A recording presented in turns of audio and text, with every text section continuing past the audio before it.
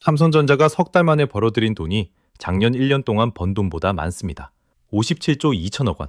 시장은 40조 정도를 예상했습니다. 그런데 57조가 나왔습니다. 무려 17조를 초과, 말 그대로 어닝 서프라이즈입니다.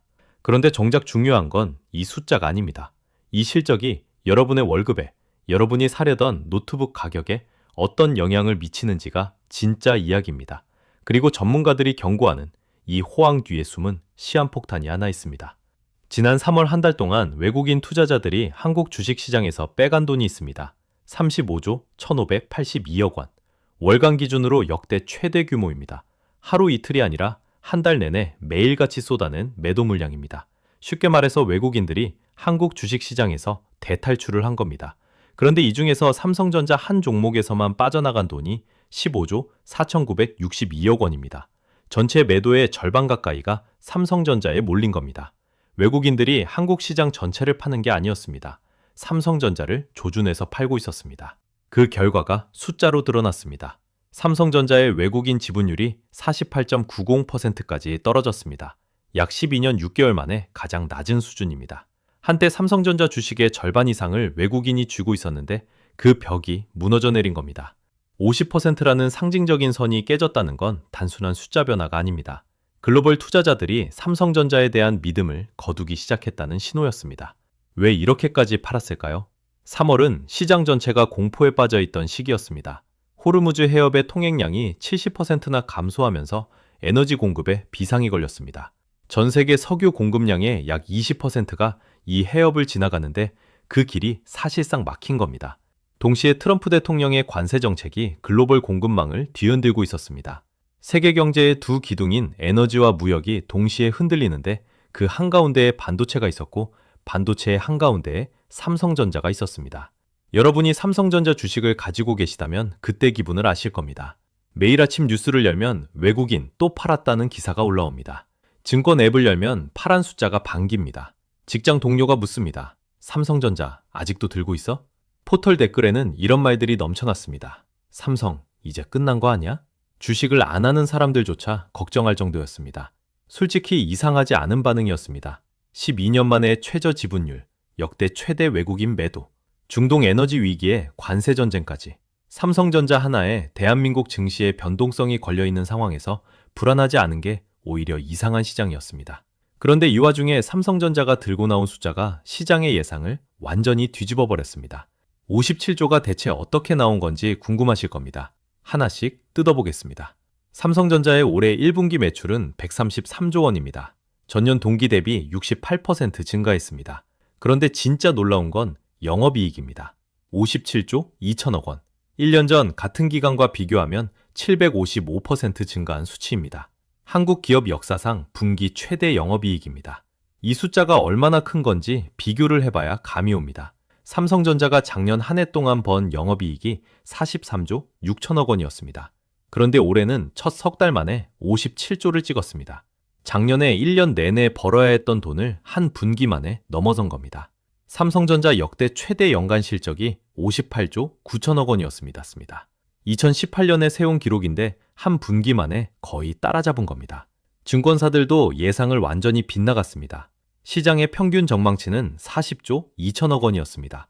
실제로는 57조 2천억이 나왔습니다. 무려 17조나 초과한 겁니다. 전문가들조차 이 정도일 줄은 몰랐다는 뜻입니다. 그러면 이 돈이 어디서 나왔을까요? 답은 AI입니다. 정확히 말하면 AI가 만들어낸 메모리 공급 부족 현상입니다. 지금 전 세계 빅테크 기업들이 AI 서버를 짓느라 HBM이라는 AI용 초고속 메모리를 미친 듯이 사들이고 있습니다.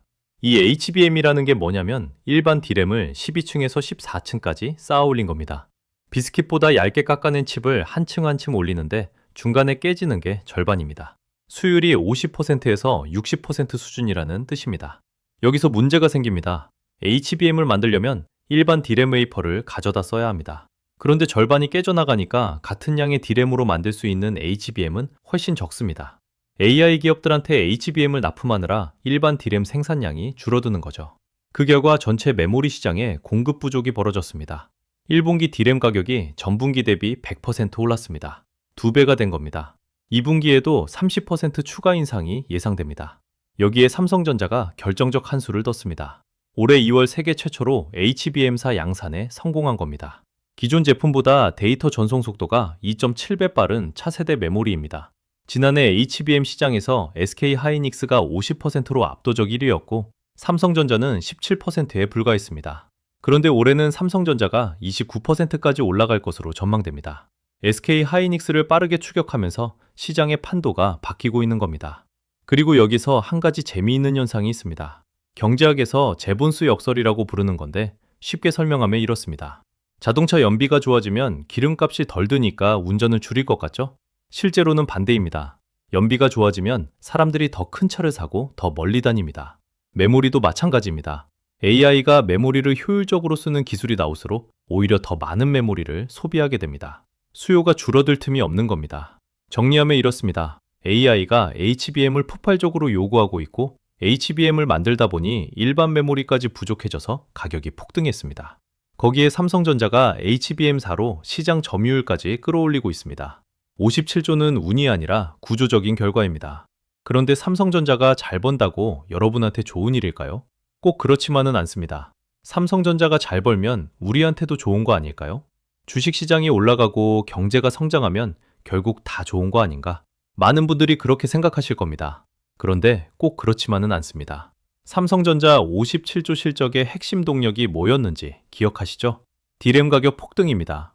기업 간 계약 가격이 1분기에만 2배로 올랐다고 말씀드렸는데 소비자가 직접 사는 DDR5 램 가격은 더 심합니다. 3개월 사이에 4배까지 뛰었습니다. 삼성전자 입장에서는 같은 제품을 팔아도 훨씬 더 많은 돈이 들어오는 상황이니 역대급 실적이 나올 수밖에 없습니다. 문제는 이 D램이 삼성전자 창고에만 있는 물건이 아니라는 겁니다. 여러분의 스마트폰 안에 들어있습니다. 노트북 안에도 들어있습니다. 데스크탑 PC 안에도 들어있습니다. 우리가 매일 쓰는 전자제품 거의 대부분에 메모리 반도체가 들어갑니다. 보급형 스마트폰을 하나 만드는 데 드는 원가가 있습니다. 그 원가 중에서 메모리가 차지하는 비중이 43%입니다. 거의 절반에 가깝습니다. 그 메모리 가격이 4배로 뛰었으니 스마트폰 가격이 안 오를 수가 없습니다. 쉽게 말씀드리겠습니다. 여러분이 사려고 점 찍어둔 100만원짜리 노트북이 있다고 해보겠습니다. 메모리가 노트북 원가의 약 40%를 차지하는데 그 가격이 4배로 뛰었으니 노트북 가격도 오를 수밖에 없습니다. 대략 120만원 정도가 됩니다. 같은 제품인데 20만원을 더 내야 하는 겁니다. 삼성전자가 57조를 번 그 대가를 소비자인 우리가 치르고 있는 셈입니다. 그런데 이게 끝이 아닙니다. 이 반도체 호황이 영원할 수 있을까요? 그 이야기는 잠시 후에 하겠습니다. 먼저 이 호황이 우리 경제 전체의 구조를 어떻게 바꿔놓고 있는지 보겠습니다. 지난 3월 한국의 수출 총액이 861.3억 달러를 기록했습니다. 역대 최대입니다. 사상 처음으로 800억 달러를 넘겼습니다. 그 가운데 반도체 수출만 328.3억 달러입니다. 전체 수출의 38%가 반도체 하나에 몰려 있습니다. 한국 경제 자체가 반도체에 올인된 상태라는 뜻입니다.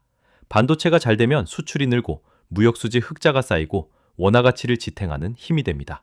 실제로 14개월 연속 무역수지 흑자를 기록 중이고 환율도 1,510원 수준에서 버티고 있습니다. 여기까지 들으시면 좋은 이야기 같습니다. 그런데 뒤집어 생각해 보겠습니다. 만약 이 반도체 호황이 꺾이면 어떻게 될까요? 수출의 38%가 흔들리는 겁니다. 축복과 리스크가 동전의 양면처럼 붙어 있는 구조입니다. 그리고 한 가지 더 생각해 볼 게 있습니다. 삼성전자가 한 분기에 57조를 벌었습니다. 그런데 여러분 통장 잔액이 늘었습니까? 월급이 올랐습니까? 삼성전자 주주라면 주가 상승의 혜택을 볼 수 있겠지만 그렇지 않은 대다수의 사람들에게 이 57조는 노트북 가격이 오르고 스마트폰이 비싸진 것으로 체감될 뿐입니다. 기업의 실적과 개인의 체감 사이에는 이렇게 큰 괴리가 있습니다. 50조를 넘게 벌었는데 내 생활은 왜 나아지지 않는 건지. 이게 지금 한국 경제의 가장 불편한 진실입니다. 그런데 이 호황에 숨어있는 시한폭탄이 하나 있습니다. 2028년이라는 숫자를 기억해 두셔야 합니다. 여러분 중 많은 분이 이 질문을 하고 계실 겁니다. 그래서 지금 삼성전자를 사야 하는 거야? 팔아야 하는 거야? 저는 이 질문에 답을 드리는 대신 기준 하나를 드리겠습니다. 2028년이라는 숫자입니다. 지금 삼성전자는 평택에 55라는 새 반도체 공장을 짓고 있습니다. 투자 규모만 60조 원입니다. 2028년 하반기에 완공됩니다. 용인에도 거대한 반도체 클러스터가 올라오고 있습니다. 이 공장들이 한꺼번에 가동을 시작하면 어떻게 될까요? 지금 메모리 가격이 치솟은 이유가 공급 부족이라고 했죠? 그 부족이 한순간에 과잉으로 바뀔 수 있습니다. 주가는 실적을 따라가는 게 아닙니다. 실적보다 1년에서 2년을 앞서 움직입니다. 2028년에 공급 과잉이 시작된다면 시장은 2026년 후반부터 이미 그 신호를 반영하기 시작할 수 있습니다. 지금이 가장 좋은 시기라는 말은 곧 고점이 가까울 수도 있다는 뜻이기도 합니다. 물론 긍정적인 신호도 있습니다. 삼성전자가 오랫동안 적자를 내던 반도체 위탁 생산 사업이 2026년 4분기에 흑자로 돌아설 전망입니다. 약 2천억 원 규모입니다. 수율이 안정되면서 새로운 수익원이 열리는 겁니다. 지금 주가 수익 비율도 약 5.4배로 글로벌 경쟁사 대비 상당히 낮은 편입니다. 쉽게 말해 이익에 비해 주가가 덜에 올랐다는 뜻입니다. 증권사들의 의견도 갈립니다. 미래에셋증권은 목표가를 30만 원으로 잡았고 키움증권은 21만 원입니다. 같은 회사를 보면서 9만 원이나 차이가 납니다. 전문가들조차 확신하지 못한다는 방증입니다. 한 가지 더 잊지 말아야 할 게 있습니다. 지금 한국 수출의 38%가 반도체입니다. 삼성전자가 잘 벌면 한국 경제가 좋아지지만 메모리 가격이 꺾이는 순간 수출과 경제가 함께 흔들립니다. 한 바구니에 달걀을 너무 많이 담은 셈입니다. 한 투자 전문가가 했던 말이 있습니다.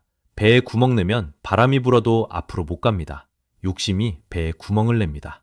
지금 바람은 분명 좋습니다. 57조라는 역대급 바람입니다. 하지만 이 바람만 믿고 무리하면 배가 앞으로 나가기는커녕 가라앉을 수 있습니다. 확신을 드리는 게 아닙니다. 기준을 드리는 겁니다. 2028년이라는 변수를 머릿속에 넣어두시고 그때까지의 시간을 어떻게 쓸지 스스로 판단하시기 바랍니다. 정리하겠습니다. 삼성전자가 올해 1분기에 벌어들인 영업이익 57조 2천억 원. 석 달 만에 작년 1년치를 넘어선 숫자입니다. 한국 기업 역사상 최대 분기 실적이기도 합니다. 이 숫자를 만든 핵심 동력은 AI가 폭발적으로 성장하면서 생긴 메모리 공급 부족이었습니다. AI용 초고속 메모리를 만들려면 일반 메모리를 그만큼 덜 만들어야 하고 그래서 전체 메모리 가격이 치솟았습니다. 삼성전자에게는 역대급 호재였지만 그 대가는 우리 지갑이 치르고 있습니다. 여러분이 오래 사려던 노트북과 스마트폰이 더 비싸진 이유가 바로 여기에 있습니다. 그리고 2028년이라는 변수를 기억해 두셔야 합니다. 60조 원 규모의 새 공장들이 가동을 시작하면 지금의 공급 부족이 공급 과잉으로 뒤바뀔 수 있습니다. 주가는 실적보다 먼저 움직입니다. 기분 좋은 뉴스입니다. 57조라는 숫자는 분명 대단합니다. 하지만 기분만으로 판단하면 안 됩니다. 좋은 숫자의 이면까지 보시고 여러분만의 기준으로 판단하시길 바랍니다. 이 영상이 도움이 되셨다면 구독과 좋아요 부탁드립니다. 다음 영상에서 또 찾아뵙겠습니다.